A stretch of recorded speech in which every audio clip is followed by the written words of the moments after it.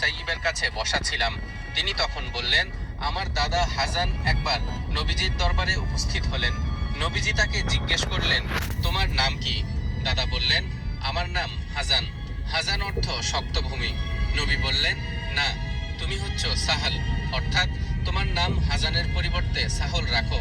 সাহল অর্থ নরম জমিন। দাদা বললেন, আমার বাবা আমার যে নাম রেখেছেন আমি তা পরিবর্তন করব না। সাঈদ ইবনুল মুসাইয়িব বলেন, এর ফল এই হলো যে এর পর থেকে আমাদের বংশের লোকদের মেজাজে রূঢ়তা ও কর্কশ ভাব রয়ে গেল। হুদাইবিয়ার সন্ধির এক পর্যায়ে আলোচনার জন্য কাফেরদের প্রতিনিধি হয়ে সুহাইল ইবনে আমর নামে এক ব্যক্তি এগিয়ে এলো। তখন রাসূল সাল্লাল্লাহু আলাইহি ওয়াসাল্লাম সুহাইলের নামটি শুনে আশাবাদী হয়ে বললেন, সুহাইল তোমাদের জন্য সহজ করে দিতে এসেছেন, কারণ সুহাইল শব্দের অর্থ হচ্ছে অতিশয় সহজকারী। অনেকেই ভালোবেসে সন্তানের নামের সঙ্গে বাবা অথবা মায়ের নামের কোনো অংশ যুক্ত করে দেন। জানতে চান এক্ষেত্রে ইসলামের কোনো বিধিনিষেধ আছে কিনা। এ বিষয়ে ইসলামী বিধান হলো, সন্তানের নাম মা বাবার নামের সঙ্গে মিলিয়ে রাখা জরুরি নয়, বরং নামটি সুন্দর হওয়াই গুরুত্বপূর্ণ। তবে বংশ পরিচয়ের জন্য ছেলে বা মেয়ের নামের সঙ্গে বাবার নাম বা বংশের নাম ব্যবহার করা উত্তম। সাহাবায়ে কেরাম, তাবেঈ, তাবেঈনদের ক্ষেত্রে নিজের নামের সঙ্গে বাবার নাম ব্যবহার করতে দেখা যায়। এক্ষেত্রে আলেমগণ উম্মাহাতুল মুমিনিন হযরত আয়েশা সিদ্দিকা রাদিয়াল্লাহু তাআলা আনহার উদাহরণ দিয়ে থাকেন।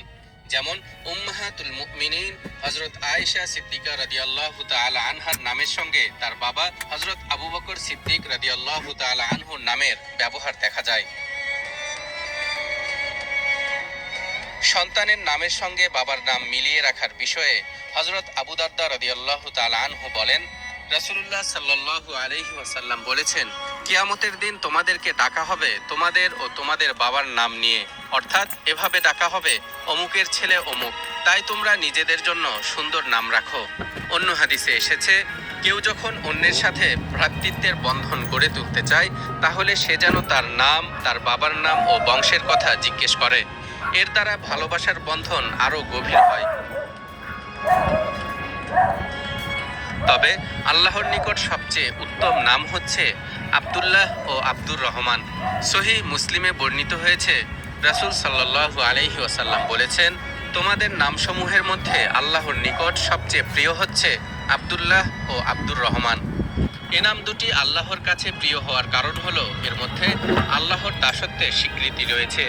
এ কারণেই আল্লাহর গুণবাচক অন্যান্য নামের সাথেও আরবি আব্দ শব্দটিকে সম্বন্ধিত করে নাম রাখা উত্তম। তবে এই আব্দ শব্দ ব্যবহার করে নাম রাখার ক্ষেত্রে আমাদের মধ্যে অনেক ভাগ হচ্ছে বান্দা বা গোলাম। আমরা একমাত্র আল্লাহর বান্দা, তাই আল্লাহ ছাড়া অন্য কিছুর সাথে আব্দ শব্দ যোগ করে নাম রাখা ঠিক নয়। এমনকি আব্দুর রসুল বা গোলাম রসুল এমন নাম রাখাও উচিত নয়। সাহাবীদের মধ্যেও কারো কারো এ জাতীয় নাম ছিল। রাসূল সাল্লাল্লাহু আলাইহি ওয়াসাল্লাম তাদের নাম পরিবর্তন করে দিয়েছেন।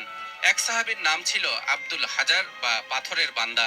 নবীজি শুনলেন তাকে আব্দুল হাজার বলে ডাকা হচ্ছে। তাকে ডেকে বললেন, তোমার নাম কি? সে বলল, আব্দুল হাজার। তখন নবীজি বললেন, না, বরং তুমি আব্দুল্লাহ বা আল্লাহর বান্দা।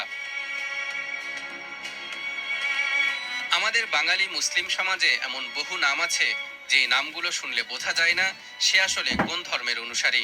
যেমন বাংলাদেশে এমন বহু লোক পাবেন যাদের নাম বাবু, খোকা, মানিক, রতন, খোকন, রাজা, বাদশাহ, প্রিন্স ইত্যাদি। কেউ কেউ আবার তাদের সন্তানের নাম রাখেন প্রকৃতির সাথে মিল রেখে, যেমন আকাশ, সাগর, নদী, বন্যা, বর্ষা, হিমেল, শাওন, চৈতি ইত্যাদি। কেউ বা আবার নাম রাখেন বিভিন্ন রঙের নাম অনুসারে, যেমন নীল, সবুজ, গোলাপি ইত্যাদি। আবার এমন নামও পাওয়া যায় যেসবের আসলে তেমন কোনো অর্থই নেই, যেমন বুলেট, সনেট, বল্টু, পল্টু ইত্যাদি। এছাড়াও বর্তমানে আমাদের সমাজে এক শ্রেণীর অভিভাবক রয়েছেন যারা কোরআন থেকে নাম রাখতে পছন্দ করেন। বেশ ভালো কথা, কিন্তু কোরআনের যে শব্দ আমি নাম হিসেবে পছন্দ করছি তা কি আদৌ নাম হতে পারে কিনা সেটি জেনে নেওয়া জরুরি। তা না করে কোরআনের একটি শব্দ পেলাম, অমনি তা নিজের সন্তানের জন্য নির্বাচন করলাম। জানতেও চেষ্টা করলাম না এটা নাম হতে পারে কিনা বা এর অর্থ কি। এমনটি করা উচিত নয়। যেমন কোরআনে আছে ওয়াকুর রব্বি জিদনি ইলমা। এখন এক ব্যক্তি তার এক সন্তানের নাম রাখলেন জিদনি, আরেক সন্তানের নাম রাখলেন ইলমা। জিদনি অর্থ আমাকে বাড়িয়ে দিন, আর ইলমা অর্থ জ্ঞানের দিক থেকে। এখন ভেবে দেখুন, এগুলো কি কারো নাম হতে পারে?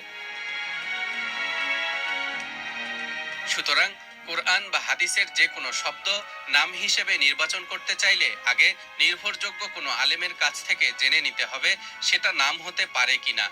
মহান আল্লাহ তাআলা আমাদের সকল বিষয়ে সচেতন হওয়ার তৌফিক দান করুন। তালহা ইবনে রেজা, নিউজ।